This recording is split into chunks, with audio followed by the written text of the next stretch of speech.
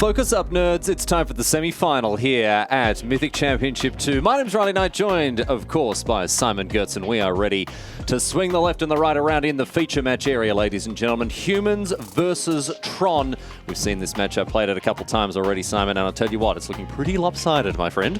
Tron likes this matchup. Tron likes this matchup a lot. We heard the trash talk of the Hayne train as it's departing the station full steam ahead. Toot, toot, all aboard, get your tickets punched.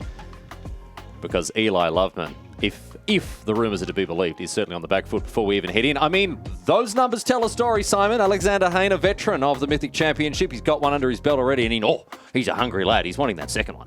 Oh, absolutely. And also with over $200,000 in lifetime earnings, he is one of the most earners, highest earners in the game. Eli Loveman on Humans, one of the decks we had our eye on throughout the weekend, Simon. A very popular choice, very powerful choice in the modern format. Not too much sort of interest or going on in this list that is it's too out of the ordinary. And Alexander Hayne, I mean, this is as stock comes when it comes to Tron. Yeah, this is basically the perfect main deck if you just want to maximize your chances at Tron and a heavy hitter.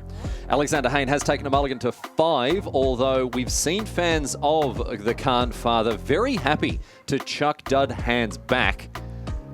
We'll see how things shake out at game number 1 between these two. As I say, the Canadian superstar on 5 cards. Eli Loveman with a full grip, and he's going to get off to the races now with an Ether Vial. A good start for him. Hayne. He's got a 1-mana artifact of his own here with a chromatic sphere. And his hand at the moment look, Simon, it does contain a number of those hard-hitting heavyweights in this matchup. O-Stone, Wormcoil, Engine. This is what Hayne's looking for. Well, it is a relatively weak hand because there's only this one Tron piece. So unless he naturally draws a tower or mine, he might be missing that third Tron piece for a while. Kick things off with the champion of the parish now for Eli Loveman. Slower start for him, although he does have a few things to work with. Couple of tools in the old toolbox there. Still in hand. This is actually not a bad hand, especially with that Ether Vial to pump out the lieutenants. Reflector Mage, of course, is not at its best in this matchup. However, if there is ever a Wormcoil Engine, you are happy to have it. Next on the docket, Walking Ballista for 1. One of the cards that, again, the Tron plays are I'm really surprised by how, you know, we sort of think like the signature cards in Tron, right? The Khans, that's about it actually. The rest are really good against human. The whole deck is apart from Khan Liberator, which you see on your screen right now, which is very much the signature card of Tron. The rest of the cards in humans are actually in Tron are really good against humans. Absolutely. I think Ugin is really the #1 contender there. Of course, it might be 1 mana more expensive with the Thalia, but still, if it resolves, all the humans are dying. The humans are dead. Well, they will be soon, you would think. But while they're still alive and kicking, looks like Eli Loveman is going to show no love for his fellow man here and get busy with some damage. Champion of the parish getting pumped up to a 4/4 now. Thalia's lieutenant and right tenant both enjoying a couple of gym sessions there. 3/3 and 2/2 respectively. Looks like we're going through this somewhat convoluted or slightly complex situation with Ether Vial. Simon, talk us through this process. So with Thalia's lieutenant and another human in hand, you often have this situation that you want to vial in the creature with the trigger on the stack so that the lieutenant gets that counter as well. But when there are 2 lieutenants and a champion of the parish, the math is just relatively complex. I think they figured it out. Let me just confirm that. So the champion gets 4 counters. That was relatively easy. And then one of the lieutenants doesn't benefit from the other entering the battlefield. So that seems correct. So we've got a 5/5, 4/4, and a 2/2. So Alexander Hayne very much on the back foot here. He's going to need to find something to get himself back into this. Oblivion Stone, probably the first step in doing so. But Simon, he is under a lot of pressure, and it's coming in pretty hard and fast here. Yeah, and due to that forest on turn 2, it's basically clear that he's not going to have a strong turn 3. And look at how much damage he's taking there. Once again, I just have to talk about this. Eli Loveman's posture, his poise, his bearing as a player has impressed me so much. You can see that he's so focused and so in the zone here. He's able to even just effortlessly help out Alexander Hayne with keeping track of mana. He wants to just play a good, clean game of Magic. That's all he wants. He wants to show off his prowess at this game, and I tell you what, he's done it in style throughout this weekend. Really impressed with the performance he's put on. I know I've said it before, Simon, but Eli Loveman, I think, a great representative of what this game can do.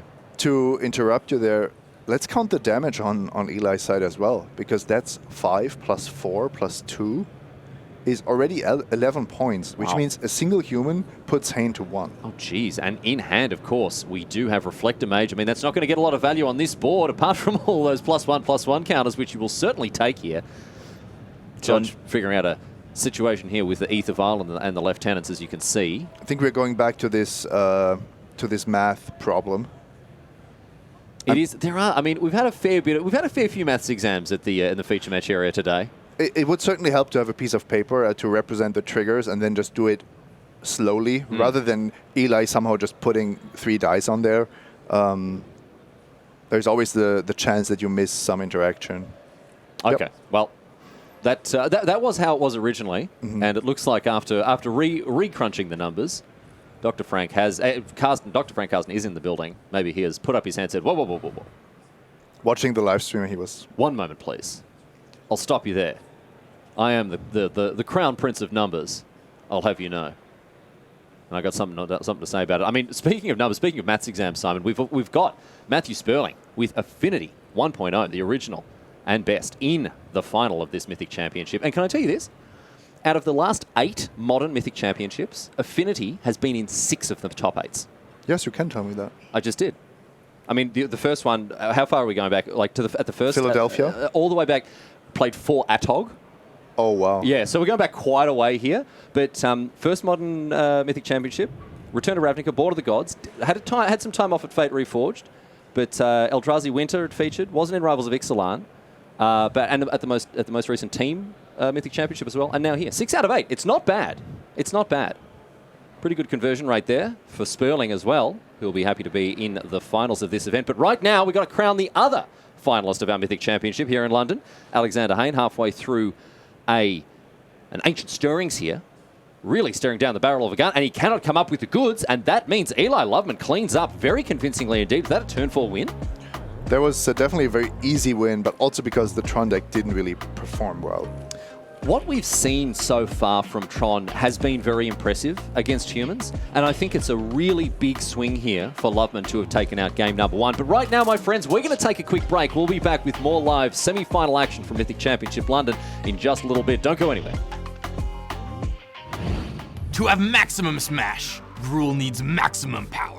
Wrangle up your crunch and get ready to reap the rewards for casting high-powered creatures when you play green and red together at this weekend's pre-release. When building your deck, you're looking for 3 main things. Creatures with power 4 or more, like Raging Crunch or Challenger Troll. Cards that reward you for playing or controlling creatures with high power, like Crunch Wrangler, Kiora Behemoth Wrangler, and Turret Ogre. And lastly, cards that take advantage of your high-powered creatures, like Rubble Belt Rioters and Domri's Ambush. Don't get too greedy though. Make sure you include high-quality 2- and 3-drop creatures to keep up in the early game. Later in the game, cards like Chain Whip Cyclops, Challenger Troll, and Thundering Ceratok help your creatures break through an opponent's defenses. If you're fortunate enough to open them, cards like Domri, Anarch of Bolas, or God Eternal Ronus can provide a game-ending power boost that your opponent never saw coming. Stay tuned to Mythic Championship London for more War of the Spark quick tips.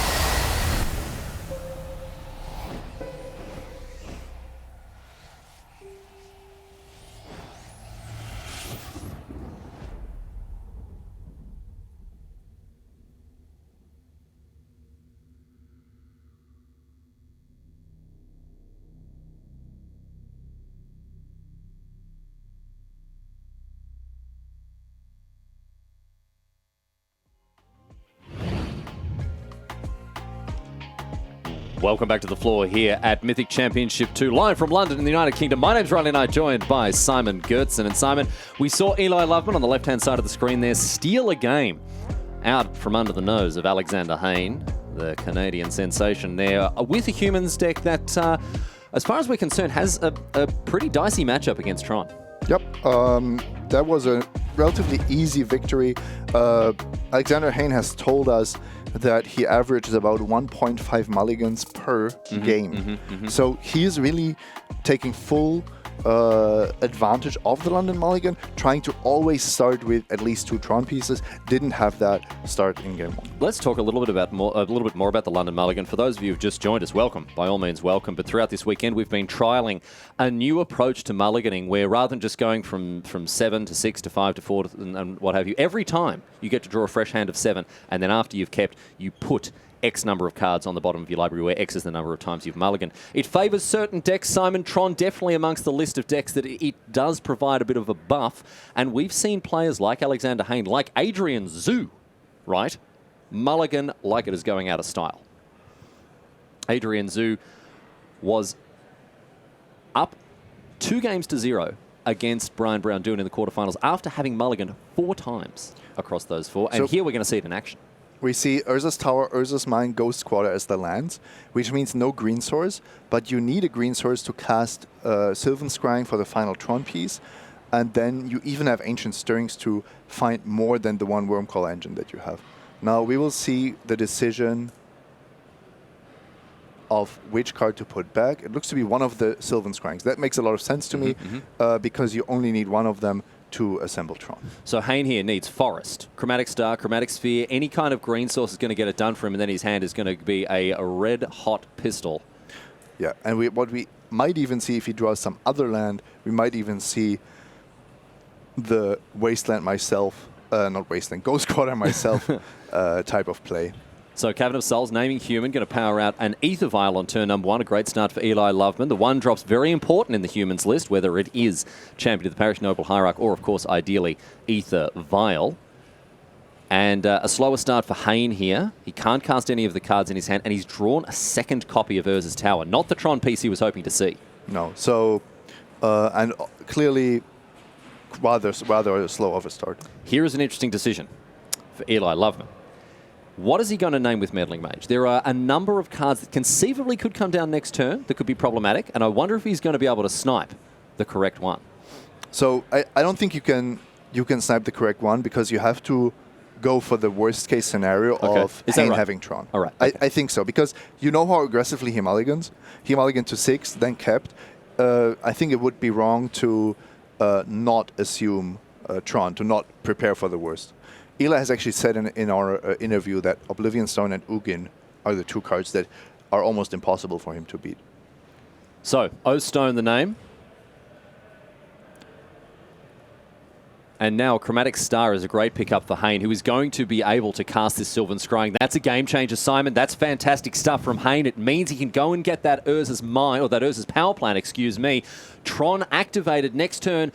Wormcoil engine at the worst for the Canadian. We're looking at 9 mana. Still no green source, but I think Hayne doesn't mind too much. There's still this Ghost Quarter I mentioned earlier, and after the Wormcoil engine has come down, Hayne definitely has enough lands to Ghost Quarter himself if needed. The one wrinkle here, Simon, the one wrinkle here is that Eli Loveman's hand is exceptionally well set up to combat a Wormcoil engine. Yeah, this is actually one of my favorite lines, where you use Phantasmal Image to copy Wormcoil engine, and then you Reflector Mage it to the opponent's hand. Yes, yes. In this particular case, there's even Meddling Mage to stop it from coming back down. However, we've already made the point that from a game theoretical perspective, it's much more important to play around the Ugin, because currently you don't have any information whether an Ugin could come down next turn or not. We'll see how Loveman wants to play this one out. And I think Meddling Mage on Ugin would be a great way to spend his turn this time, as he clips in for 3. But Athalia in hand as well is a great choice as well. Oh, Loveman is just firing on all cylinders. This is unbelievable. He's making us look like a pair of prize turkeys, Simon. We've come in here, Alexander Hayne's talking all this trash. You know, he's going to beat Eli Loveman 3 games to zip. It's going to be easy as anything for the Tron player to get up and about. And Eli Loveman's just like, no, mate, can I just take your paradigm for a second? Because I'm going to invert it. Okay, we do see a little bit of a different line here, which is actually to put everything on the table with 3 active meddling mages. Now, one of them is going to call Ugin, I'm absolutely sure. And then the third one we'll have to find out. Walking Ballista, perhaps, another card that can really punish the humans player. Especially when you have a Phantasmal Image in play. So we'll see what is named by Eli Loveman here as the information gets relayed back to us. Alexander Hayne with the Wormcoil Engine, a useful card in this matchup, Simon, but not the back-breaking play he'd be hoping for here. And not great against an opponent that's holding Reflector Mage as the final card in his hand. Man, oh my goodness. Eli Loveman ready for the 2-0 steal. Oh, and off the top, Athalia's Lieutenant as well, just to really turn the screws here.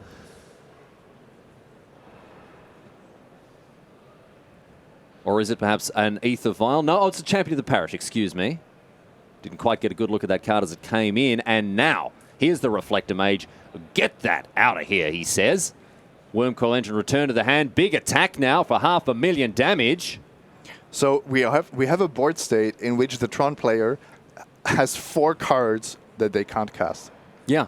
It's pretty amazing, actually. Yeah. There can't be too many outs in Alexander Hayne's deck. I don't see how he gets out of this. I don't see how he gets out of this. Ugin off the top. That'd be a great draw in almost any other weather. But right now, because of that Crisp Cool Meddling Mage, Ugin cannot be cast. Eli Loveman's got this one on lockdown. In hand, Ugin, Ancient Stirrings, Ghost Quarter. 5 cards off the top here for Hayne. Can he maybe string together something with Karn Liberated, Simon? Yeah, but can he Karn and survive the turn? That's the big question. Jeez, Alexander Hayne was talking a big game. I'll tell you this, he was talking a big game about all the small little humans that were going to be of no consequence to his mighty, colourless monsters, but there is nothing that he can do other than pack up his cards. This flight has been cancelled on the Hayne plane is not getting off the ground. Eli Loveman with a shocking reversal, Simon. These guys going to have to hit the sideboards. Yeah, there was more of a pain train than a Hayne plane. Exactly right, Simon. I couldn't have put it better myself. I'm still reeling from this incredible reversal from Eli Loveman. I mean, just such an impressive performance so far. And I mean, he's still got to go the distance. He's still got to get another game in the chamber here. But if he can do it, we're going to find out very shortly. My friends, we've got to take another quick break. Stick around, because on the other side of this, the third and perhaps the deciding game of the semi-finals here at Mythic Championship London. To have maximum smash, Gruul needs maximum power. Wrangle up your crunch and get ready to reap the rewards for casting high-powered creatures when you play green and red together at this weekend's pre-release. When building your deck, you're looking for 3 main things. Creatures with power 4 or more, like Raging Crunch or Challenger Troll. Cards that reward you for playing or controlling creatures with high power, like Crunch Wrangler, Kiora Behemoth Wrangler, and Turret Ogre. And lastly, cards that take advantage of your high-powered creatures, like Rubble Belt Rioters and Domri's Ambush. Don't get too greedy though. Make sure you include high-quality 2 and 3 drop creatures to keep up in the early game. Later in the game, cards like Chain Whip Cyclops, Challenger Troll, and Thundering Ceratok help your creatures break through an opponent's defenses. If you're fortunate enough to open them, cards like Domri, Anarch of Bolas, or God Eternal Ronus can provide a game-ending power boost that your opponent never saw coming. Stay tuned to Mythic Championship London for more War of the Spark quick tips.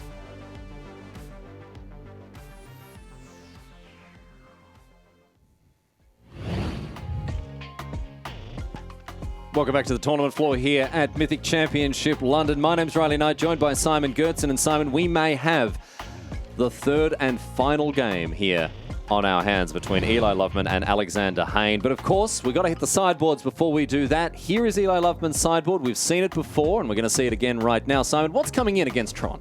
Damping Sphere is the key card to stop Tron from being this super unfair big mana deck. And then you have a few cards that can come in depending on your strategy. I like Gadoktik a lot. I'm not the biggest fan of Deputy of Detention because a card like Ugin has already done its damage when it has come down. And then there's also this issue of if you take, for example, out a Karn, but then there is another way to remove the Deputy, you actually get almost additional activations out of your Planeswalker. I mean, it can do some good work against something like an early O-Stone that doesn't have the mana to be activated or something like that, but I know what you mean. You don't. It's not the clear value play It's absolutely playable, and it's probably better than something like Reflector Mage. When you look at their casting cards, these cards are almost identical. Deputy of Detention is not a human, but in the case where you want to deal with the Wormcoil engine, it's effectively the same, but Deputy of Detention can also take care of other permanents. And those tokens, don't forget about that as well. Nice way to answer the second half of a Wormcoil engine, but not too much else to talk about. Dismember, not a great card here. Sin Collector, yeah, I mean, maybe you snipe something, but really, there's only instants and sorceries that are going to get cast are things like Ancient Stirring, Sylvan Scrying. We're not interested in that. No, we are going to bring in 3 Damping Spheres, Deputy of Detention, and Gadok Teak, and then most of the disruptive elements, I think, have to stay in the deck, just to give yourself the maximum chance of stopping the key answer cards. We already saw the fact that Alexander Hayne's main deck is about as stock as they come, full of 4-ofs it is, and his sideboard is nice and streamlined as well. Simon, talk us through some of the options that are on the table here for the Hayne plane. So Thragtusk is actually a nice card against Damping Sphere. Not that it beats a Damping Sphere, but in the sense that you can just hardcast your Thragtusks for 5 before any of your more expensive cards come online. Dismember is costly, but would be a way to deal with creatures. Spatial Contortion does the same thing. And then there is Nature's Claim, which is a bit tricky. If it was only for Damping Sphere, you would risk having a dead card. However, killing a Damping Sphere is so important that I fully expect the Nature's Claims to come in. And there's always Aether Vial if you want to play this kind of gamble. I wouldn't feel comfortable Nature's Claiming an Aether Vial on turn 1. No. Because of the threat of Damping Sphere. Yeah, but I mean, later on, what we're saying here is Nature's Claim doesn't come in solely for Damping Sphere. I mean, mostly, sure, but it does have a little bit of utility in other areas as well. So that's how we expect these players to reconfigure their decks. Of course, anything can happen. Anything can happen out on the day, so we'll see how things go. But these players putting the finishing touches on their 60s post board. And of course, Simon, I guess we should cover the fact again that we're playing best of 5 Magic here. A little bit different from how we've had it all weekend so far, but in the top 8 of a Mythic Championship, we go from best of 3 to best of 5. So it's the first person to assemble 3 game wins, and for Eli Loveman, poised. Only 1 more game needed to slam himself into the finals of this Mythic Championship. Yeah, 3 match points for Eli, whereas Alexander Hayne just needs to 3-0 sweep the sideboarded games. Which isn't impossible. No, and he has been under very similar pressure situations before. I remember that his match against John Finkel at Pro Tour Avicii Restored in Barcelona, I believe, which Hayne won. Yeah, it was super stressful. It was a really, really difficult match, and yeah, ultimately he came out of that and managed to win the whole tournament. So, and that is 7 years ago. I think he has only grown as a player. I've talked about Eli Loveman, and his psychological game, his standpoint, and his character, and how impressive it's been. But let's talk a little bit about Alexander Hayne, the Canadian superstar. He's been around for a long time, and in the words of Mike Sigrist, his results don't reflect his raw talent. This guy has really been a mainstay of professional Magic for pushing a decade now. Member of the MPL, huge talent, and the results at the moment, I think he's hungry to prove himself further. I think he really does want to dig in deep and show the world what he's capable of here. And I mean, we all know it. We all know that Alex Hayne is one of the best in the world, and this is an opportunity for him to back it up. Absolutely. You actually saw there that his mulligan had 0 lands. So we are going to see Hayne go down to 5 cards. Here you can see our top 8 bracket. Matthew Sperling sitting comfortably in the finals already. He will meet the winner of this match between Eli Loveman and Alexander Hayne. Let's talk about our quarters here. Tien Nguyen playing Scapeshift, Titan Shift there, beaten out by Matthew Sperling in some very close and very quick games. Blink and you'll miss it Magic. Of course, all of these matches will be available. You can go and watch the VODs at a later time here. BBD got taken out by Adrian Zhu after Adrian, I think across all 5 games, mulliganed, I think 8 times total. So Adrian Zhu not afraid to find the cards he needs with the new mulligan rule. The reigning world champion, Javier Dominguez, went down in style to Eli Loveman 3-1. Is it Phoenix unable to keep up with the explosive starts that Eli Loveman was capable of in one of the quarterfinals there? And Alexander Hayne rather simply dispatching Chris Kvartek, who never really looked to be in it. He did pick up a game, did Kvartek, but I think this is where Hayne's expectations for the match, for this matchup, really were set in stone. Getting a nice look at the opening hand here. One Tron piece in Urza's Tower and an Expedition map that will fetch a second one on turn 2 potentially.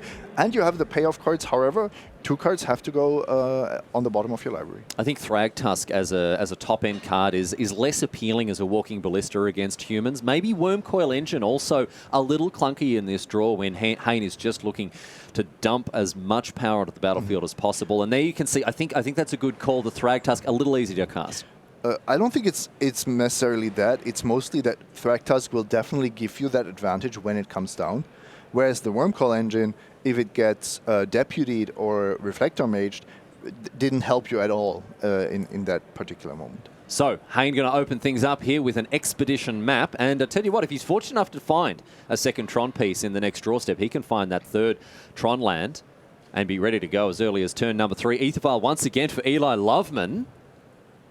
Very important that the 1-drops come into play. And for him, well, he's got a couple of options in hand, as you can see there. Can't sell Freebooter, Gaddock Teague. Thali's Lieutenant not doing the hugest amount of work in terms of disruption, but it does pile on the pressure very quickly. I do like to see the turn 2 Ballista here. It's just a nice fail-safe against especially Thalia's Lieutenant for that not to get out of control. And something you will see the pros do is they will wait with the Expedition map until they've maybe drawn an Urza's Mine or an Urza's Power Plant so that they know exactly what to get. There's nothing worse. There's nothing worse than fetching up the second Tron piece, only to then draw another copy of it during your next draw step. Yep. Because then you're kind of gambling here. Hayne top decks Sylvan Scrying, so he knows that he will be able to get all the pieces he needs. So, Sylvan Scrying is the play here for the Canadian. Kitesail Freebooter was that just a stone cold whiff? I think it was, yeah. It saw a Forest and a Thragtusk, and once again Hayne is playing around Kitesail Freebooter because he would have had the option to sacrifice Expedition map, hiding information from his opponent, but just turning on a second Freebooter would be a really big mistake on this battlefield. See a little bit of a smile here from Eli Loveman. I'm interested to know what his perspective is here. I'm interested to see what he's having a giggle about because at this point, I don't know, how is he feeling? Does he think he's in good shape? I don't know how he's feeling about the game, but I think he doesn't seem. I mean, he's having a great time. Yeah, he doesn't seem like he's having a great bloody time. He's loving it. So in hand, here you can see a Gaddock Teague, which can come down this turn thanks to Double Ancient Ziggurat. Also Thalia's Lieutenant and Militia Bugler. Little bugly boy there, ready to toot out a tune for us. The Kitesail Freebooter not putting on a huge amount of pressure just yet. That's an understatement, yes. The Kitesail Freebooter, an anemic 1-2, Simon. Scarcely worth a second thought. Better, yeah. Very accurate description. Thank you very much. Thank you very much. But it'll get in 4 point. Yes, maybe indeed. 2. Maybe a little bit more in the coming time. Here is that Militia Bugler. Ooh, a fistful of options here for Eli Loveman. Double Phantasmal Image, Meddling Mage, and another Bugler. Keep that trumpet tooting along here. We have a few interesting things going on here. The Kitesail Freebooter missing was bad for Eli, but informed him of the Thragtusk that's potentially coming down. However, if Hayne doesn't have the third piece naturally, I don't see a way to generate 4 colorless and a green. If you tap your 2 Tron pieces and get an Urza's Power Plant, you're just going to have 3 mana. If you tap a Forest and the Urza's Mine, you're going to have 5 mana, but no green. But no green. So it is close, but it's not possible as far as I can see. So, Kitesail Freebooter pokes in. Very impressive attack. Yes, huge attack here, Simon, for 1 whole point of damage, just sailing above the head of that walking ballista with its mighty 2 toughness there. Immune to all missile-based projectiles. Hayne didn't draw the right Tron piece there. Urza's Mine is redundant. And that's kind of what we were talking about here. He used Sylvan Scrying to go and find the mine. But now they... should have gotten the power plant. Should have got the power plant. Should have got the power plant. He's probably kicking himself there. Now, of course, no way to tell which one he was. It was equally likely for him to draw either of them, so there's nothing to be gained there. And here is a Meddling Mage now. In response to that Expedition map, what are we going to name, Simon? Maybe we're actually just going to name Thragtusk, because that's a card you know your opponent has. Depends on Eli's strategy. If he wants to close out this game quickly, I could totally see just naming Thragtusk. No, he's sticking to his guns. The issue that I have, but this has actually very little to do with what you name. There's this Walking Ballista, and that's just threatening to kill the Meddling Mage when it's required, when it's necessary. The thing is, now that Hayne does have Tron online, he's got access to just a huge, just buckets of mana. He's running out of storage space for all the mana that he's got. He's asking friends like, "Oh, can I put this in your garage? You know, I just need it there for a week or so." And then I would call it 8. He's going to dump it into this Walking Ballista. Exactly, so much. You can't fit that in your garage, Simon. I don't know what kind of garage you've got, but I tell you what, it wouldn't fit 8 mana in it. So he's going to dump it all into this Walking Ballista, who'll be a very, very happy beneficiary of it. And that Walking Ballista can just start to mow down Eli Loveman's team. Yeah, and I think the threat of activation is almost the scariest, because even if you have a board state like that in the previous game, where Oblivion Stone and Ugin, most importantly, are not castable. No, I mean, Alexander Hayne would have got away with it last turn if it weren't for those meddling mages. Exactly. So now the tables have turned a little bit with the Walking Ballista at least threatening to take out Meddling Mage. In the meantime, however, Loveman making hay while the sun still shines in for a whole stack here. Also has a pretty nice hand still with Gadok Teeg, a Lieutenant, a Noble Hierarch. We might even see him try to bait Hayne into activating Walking Ballista unnecessarily. I don't think that Hayne will fall for this, because there's actually no reason to end of turn your Walking Ballista. No. It's not an ability that requires a tap, so you might as well just go into your turn. And ooh, here we go. The big bad dragon off the top, ready to make his mark on this game, Simon. Alexander Hayne in prime position to pull this one back together. So now we have a super interesting spot. Ugin is the card that Hayne wants to cast, and he has a Walking Ballista to deal with Gadok Teeg. But if he goes for it and loses his Walking Ballista in the process, he's running into the trap that Eli has set for him, which is an Ether Vial holding a Thalia's Lieutenant. Eli neglected to deal a bunch of damage there to have this opportunity. So Thragtusk instead here, the play for Hayne. Masterful style, deft, surgical play from Alexander Hayne here. And it didn't even take him long. It didn't seem to take him a lot of energy to make that call, that even though some players would have just slammed the Lieutenant for maximum damage, Hayne is just on top of things. So Thalia's Lieutenant in response now to the Ether Vial trigger. I believe Alexander Hayne responded to the trigger as well by putting a counter on his Walking Ballista, or attempting to at least. So the Lieutenant beats the Ballista to the punch. And we've got a visual indication of what the stack looks like right now, Simon. And these are the triggers or the activated abilities, respectively. So on the stack right now, at the top, the Lieutenant trigger putting a +1/+1 counter on all the humans. Below that, Walking Ballista with a +1/+1 counter. Now, bear in mind, the Gadok Teeg does not get a counter from the Lieutenant. It's not a human. It's a Kithkin advisor. And as a result, is not immune from this Walking Ballista. So upstairs goes the Ballista, thanks to that 4 mana. And upstairs goes the Ether Vial. Perhaps. Oh no, Loveman thinks better of it. He's going to leave it on 2. But now Loveman is just... Ooh, look at this. Another Thalia's Lieutenant off the top here. Going to pile on the pressure. +1/+1 counters all around, except for Gadok Teeg, who is still standing in the corner, kind of sipping at his drink and just wishing he was part of the party here. How do you beat an Ugin, though? It's not possible, right?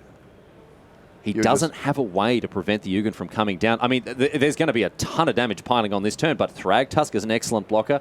Walking Ballista as well to sort of mess with some of the best laid plans of Eli Loveman here. And look at this, yeah, another pretty anemic attack by the in the grand scope of things. That cuts our freebooter's been hitting the gym, been pumping iron like there's no tomorrow. Already a 3/4 in the air, but Simon, it's not going to be enough here. Militia Bugler also providing some ground support.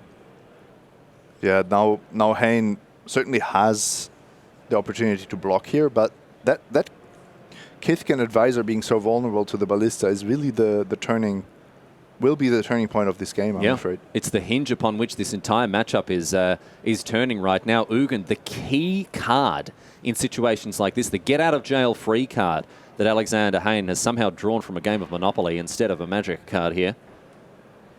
And after the Walking Ballista is going to enable the big Spirit Dragon to come down, I don't see a reason for Hayne not to pull the trigger. I mean, he waited a turn. He got that value, Simon, and we're going to see Alexander Hayne reap what he has sown with this enormous play. Ugin, the Spirit Dragon, wipe your board. Simple as that. And the best part of it is, it's a one-sided sweeping effect. Alexander Hayne is not going to lose a nickel of value here. Yeah, that's a -3 for those 5 creatures, those 5 humans. The Ether Vial is going to stick around, however. That die shouldn't have been removed from it. Yep. No, Simon. Also the lands. The lands are colorless. The lands as well. What's going on? What's going on? Rewind the game. Eli Loveman packs them up in response to that Ugin activation. And that is that. Alexander Hayne, more true to form there. As I said, talked a big game. Did not walk a big game in games number 1 and 2, but he's come back with a vengeance to take out game number 3. Much better stuff from the Canadian. We're going to go to game number 4 before you know it, my friends. But right now, we're going to take a quick break. Stick around, everybody, on the other side of this. More semi-finals live from Mythic Championship London. Everyone's favorite homunculus Fibblethip is known for getting totally lost. And for the first time ever, he's relying on you to find him. Casting this legendary homunculus from your hand allows you to draw a card, sure, but if you can put him in play from your library, you'll draw 2. We've included a few toys in War of the Spark so you can help track Fibblethip down, and they all function a little differently. Bolas the Citadel allows you to shove Fibblethip right into play from the top of your library. And as a nice little bonus, you can even hold priority with Bolas the Citadel in play to give you a chance to cast instants that might be on the top of your library before you actually draw those 2 cards. Green, though, is definitely the best color for finding Fibblethip in War of the Spark. Vivian's Arcbow allows you to find Fibblethip out of the top X cards of your library at instant speed. And Neoform can quickly turn your 1-drop into some serious Fibblethip value. The most reliable method, though, is just simply cast Finale of Devastation for X equaling 2. Truly devastating. And if Fibblethip is already in play, don't despair. You can always use a Spark Double to enter the battlefield using any one of these methods, copy Fibblethip, and you'll still draw the 2 cards. Good work, Spark Double. Good luck homunculus hunting. Stay tuned to Mythic Championship London for more War of the Spark quick tips. We are at the threshold of a new age. Did you think death would free you from your obligation? When the system fails, we will balance the scales. This is cruel territory now! Get ready for the freak show! What is there to fear? This is what we've been preparing for! The end race is upon us! Your skull will make a fine trophy.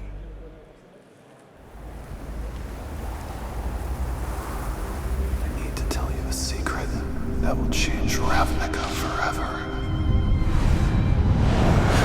Land cries out. We have eyes everywhere. Lines are being drawn as we speak. Whose side are you on? Control the secrets, and you control the cities. Death is just the next step. You first. Take cover! Steady! Steady! Now!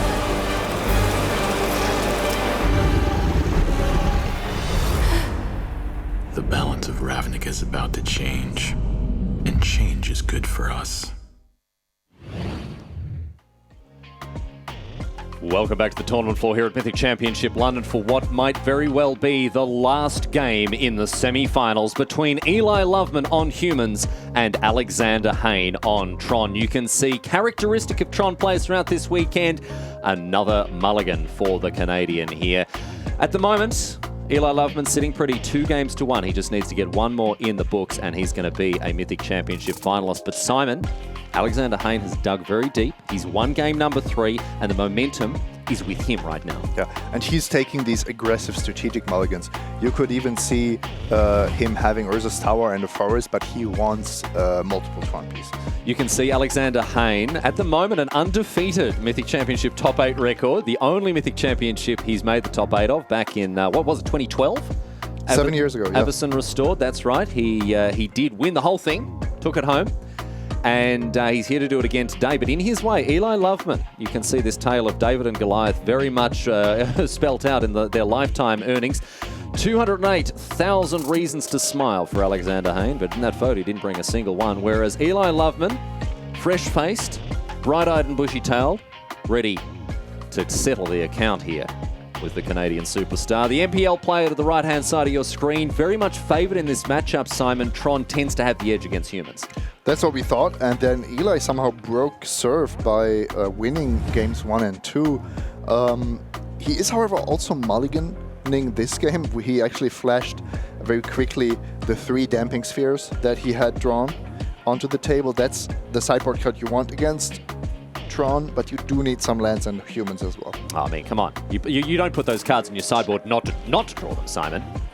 All right, well, this looks like a decent hand here for, well, actually, no, somewhere in the middle, right? Careful, it's 2 towers, so yeah, that's what actually... I saw the 2 white borders, I'm like, oh, we're good. And it's like, oh, no, we're not.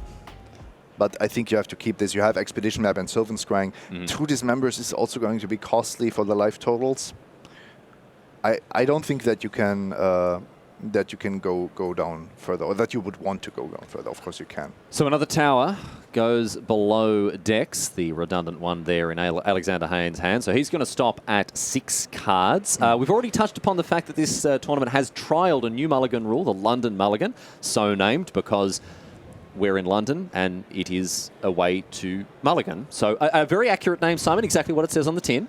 This is how we've always done it. The Paris Mulligan, the Vancouver Mulligan.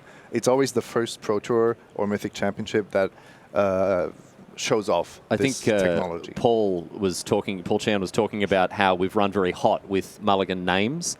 Like if this were the Albuquerque Mulligan, things would be it'd be very different. The Kuala Lumpur Mulligan. The Kuala Lumpur Mulligan, that's all right. That's a bit of a mouthful, but I don't mind that one so much.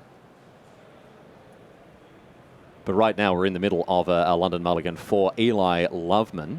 The feedback has been pretty positive, and of course, if you want to weigh in on the conversation with the London Mulligan, we are, of course, all over the Twitter hashtags. Mythic Championship II has been a great place to read through what people are talking about. Probably a Reddit thread or 2 flying around, but overwhelmingly a positive response to this mulligan, and I know there are many people who are advocating it that it becomes a permanent fixture.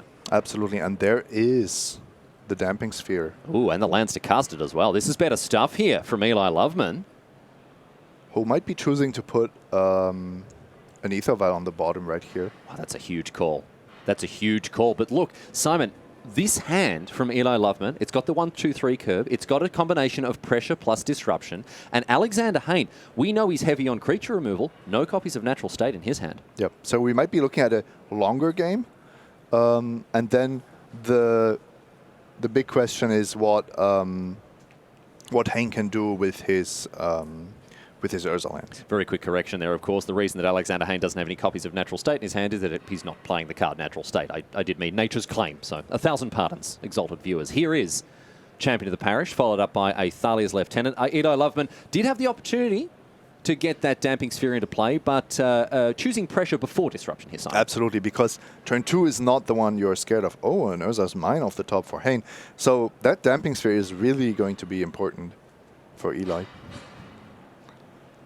So Hayne, with a reasonable setup here to move forward, but Eli Loveman, I think, with that trump card, Damping Sphere, a recent addition to the Magic family, appearing in Dominaria booster packs, of course, and a little bit of an obvious modern plant. We know we weren't really looking at this as ever being a standard all-star, but it does some really good work in the modern format against both Tron and Storm. Absolutely. You could actually see that Hayne was quite deep in the tank here about whether to keep open mana for Dismember. Probably realized that the threat of him assembling Tron was too high for Eli to ignore. Yes, indeed. But the Damping Sphere that you see on your screen in duplicate, my friends, is going to do a lot of heavy lifting for Eli Loveman. He doesn't have a lot of pressure on the board, just the lowly 1-1. But the Lieutenant is only going to grow from here. Mantis Rider in hand, Deputy of Detention also available here for Loveman. And for Alexander Hayne, a rather sorry-looking bunch of cards in his hand right now. Sylvan Scrying, Ancient Stirrings, Forest, and Dat member Just Dare. Urza's Power Plant, of course, now. But an Ancient Stirrings, 5 cards off the top. And Hayne he's playing. I mean, this is like playing Dredge with Rest in Peace out.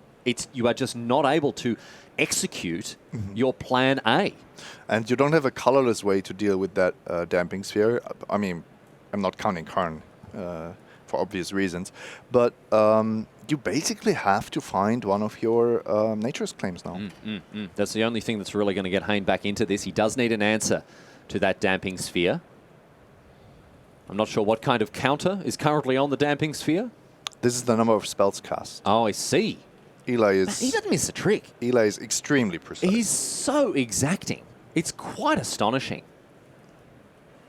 So Loveman takes a point of damage from that Horizon Canopy, but that doesn't matter, as down comes the Kitesail Freebooter, puts a counter on the Thalia's Lieutenant. It's on the stack right now. We'll see if Alexander Hayne has a response. Looks like he may indeed have something to say about it. Going to fire off that Dismember. It's going to cost him 4 life, and that is no joke. 8 life paid on that pair, on the pair of Dismembers here. And there's the Sylvan Scrying being eaten up. At least Hayne isn't really losing anything here. That Sylvan Scrying didn't serve an important purpose. No, that's true. With Tron already assembled and already doing a stone cold nothing. Thanks to that Damping Sphere. Here is a Walking Ballista for 2. And Loveman, once again, just surgical play. Dr. Loveman to the operating theatre, please. Mantis Rider in hand, a Deputy of Detention. 2 Deputy of Detentions now, and no third land. No third land, all right. Well, Alexander Hayne given a little bit more breathing room than otherwise would be the case with humans. A slower start for sure from Loveman. I mean, he does have that key piece of disruption, but he's not making the most of it. That's absolutely true. I think that Hayne might be coming back into this, especially if the next draw step by Eli is not a third land. If Loveman just kind of continues to build up a hand of uncastable cards, and if Alexander Hayne can continue to cycle through his deck with Chromatic Sphere and Expedition Map, finding, you know, just more mana sources to try to invalidate the overall effect of that Damping Sphere. I mean, it's not his plan A, Simon. It's by no means his plan A, but Alexander Hayne, he's a scrappy fella. He's full of fight, and he's going to go down swinging. If he goes down at all. If he goes down at all. I think now we are entering this weird stage where the Tron deck can suddenly hardcast a Thragtusk, hardcast a Wormcoil Engine, and soon even the big Planeswalkers. This is not a secret in Magic. There's no element of this that constitutes some kind of unknown arcane sorcery. If you want to beat a linear deck like Tron, if you want to beat a deck that is quote-unquote all in on a certain strategy, you need to apply 2 things concurrently, Simon. You need pressure and you need disruption. If you have pressure alone, maybe you're not able to mess with what they're up to. If you have disruption, you'll give them enough time to find their plan B. Right now, Loveman only has one piece of the puzzle, and we are seeing the impact of that right now. Alexander Hayne with a lot more breathing room than Loveman wants him to have. And that's not a good draw. That's just a champion of the parish. That is Ballista fodder. I don't know how much longer it'll be for this world here as the Walking Ballista untaps, as Loveman thinks better of the left-degreed tap. It's going across to the right instead now. And Hayne, with 5 lands, Chromatic Sphere in hand for him. There it is. Going to cycle it away. Maybe we can find some action here. Off the top, looks like another Tron piece, in addition to a Forest. So both players drawing Stone Cold Dudskies off the top of their decks here, Simon. Which should benefit the player with an active Walking Ballista. So exactly, it benefits the player who has somewhere to put all their mana here. As we see now, an attack for 3. Neither of these decks doing what they want to do. Quite aggressive as well from Hayne. I like it. I really like it, man. Not thinking about defense, because this is a race that he's winning, and the Ballista almost single-handedly winning the game if it sticks around. All offense, no defense. Get you dead, says Alexander Hayne, getting in there with that 3-3, dumping bucket loads of mana into loading up the Walking Ballista here. And Eli Loveman, he has found the 3rd land. Which is a Cavern of Souls. So now, if you want to cast a Mantis Rider, you need to put it on human. If you want to cast Deputy of Detention, you need to put it on Vedalken or Wizard.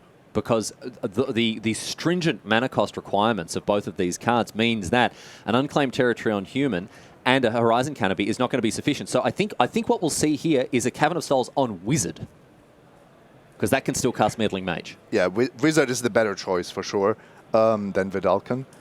But there is a real price, because now your Mantis Rider is currently uncastable. And the other real prize here is a Stone Cold 2-for-1 for Alexander Hayne. That Walking Ballista, the real MVP here, blowing up not only the Kitesail Freebooter, but the champion of the parish.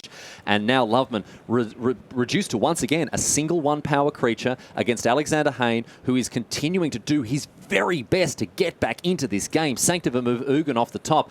There's another Urza's Tower. I mean, both of these players just kind of noodling around, not really able to pull anything special together.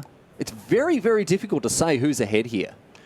Yeah, and it's a very weird top deck battle, which should always favor Tron, but on 8 Live, Alexander Hayne is not safe from these Mantis Riders. I'm just concerned that Eli will not find the missing source of mana. Let's see what he found. This could be a key draw here. It's not a mana source for Mantis Rider, as in comes the Deputy of Detention. What a dramatic game here, Simon. Away goes the Horizon Canopy and a champion of the parish. That's a little more pressure. But Eli Loveman, he's 2 lands away from casting that Mantis Rider. He's not going to be able to get on the board. That Cavern of Wizard, I think, was too costly. Of course, the draw step was extremely punishing in another Mantis Rider, but imagine there had been a 3/3 on the battlefield. Wow. If Hayne invests his whole turn to put a counter on the Ballista and shoot the Mantis Rider, you're at least you're pushing damage and you're doing something, and you would have had this top deck of another Mantis Rider. You're not getting 2-for-1 and giving up another Sylvan Scrying there. So now you really have to hope that the Tron deck fizzles, as we say, doesn't draw anything for a couple of turns. And that is Ulamog, the Ceaseless Hunger. Quick count of the lands here. 7 in play. And if I'm not mistaken, 3 in hand, Simon. Yeah, but it's a slow card. It is 2 more turns away. It's only 1 more turn away if Alexander Hayne can find an answer to that Damping Sphere, however. For 2 mana, here's a Meddling Mage. Now we have a 2-turn clock. Maybe the most exciting part about the Meddling Mage is that it has 2 power here. And is a human. Which is going to pump up that champion of the parish. So Loveman can get in for 3 this turn and present lethal next turn. Alexander Hayne needs something, and he needs something quick. Oblivion Stone will do it. Ugin will do it. Hayne now has enough lands on the battlefield that he can leverage some of the most powerful spells in his deck. However, he has to get through whatever Loveman names with this Meddling Mage. He's consulting the graveyard. He's calculating the odds. Simon, blind call. What's he going to say? Ugin. In they come. 3 damage across Alexander Hayne. Looks like the life totals have been updated here, so Hayne is now on 4 after that attack. Off the top, what was it? Spatial Contortion, maybe? Is that enough to survive 1 turn? It might be. It might be, Simon. As Alexander Hayne gets his 9th land into play, Loveman's counting him up. It's not 10 just yet. Hayne may be able to survive this turn if it's a Spatial Contortion in hand. It is, however... Thalia's Lieutenant Thalia's Lieutenant off the top here for Loveman. That is going to grow the team here. Meddling Mage up to a 3/3. Champion of the Parish up to a 4/4. And it's exactly lethal through a contortion. Through a Spatial Contortion. Not enough for Alexander Hayne. A dramatic victory for Eli Loveman, who powers his way into the final of Mythic Championship London after a hard, long slog towards victory, rewarded in a very lopsided matchup. Simon, the stars had to align for Loveman, but I tell you what, he got across the line in a very, very impressive performance there. Yep, that was an amazing game, especially the last one I liked a lot. I like these scrappy games where not everything goes perfectly, and it was really tense whether the mana sources would line up perfectly. By the way, Cavern on Wizard did cast that Meddling Mage. Yes, of course. Naming the Vedalken wouldn't have done any good there, but getting across the line with a real bang was Eli Loveman. Let's take a moment, of course, to congratulate Alexander Hayne, the Canadian sensation.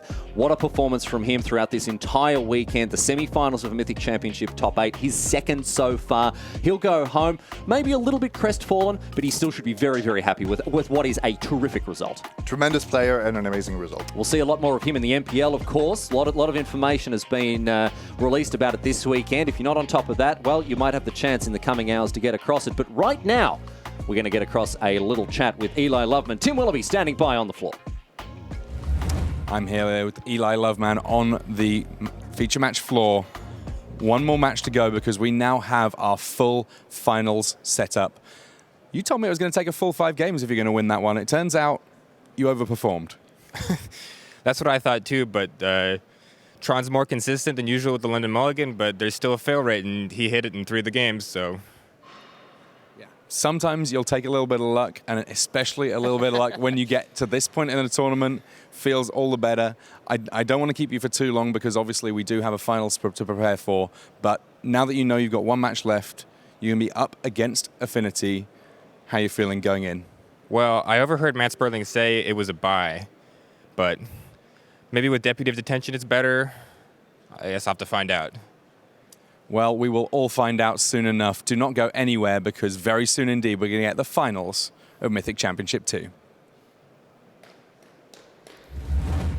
That is all she wrote for the semi-finals, ladies and gentlemen, and for Simon and I in the booth. Thanks for hanging out with me, Simon. I had a great weekend with you here, and we are going to hear now from, once we've gone to the desk, we will get things prepped down to the feature match area for our final, and then you'll be in the capable hands of Marshall Sutcliffe and Paul Cheon.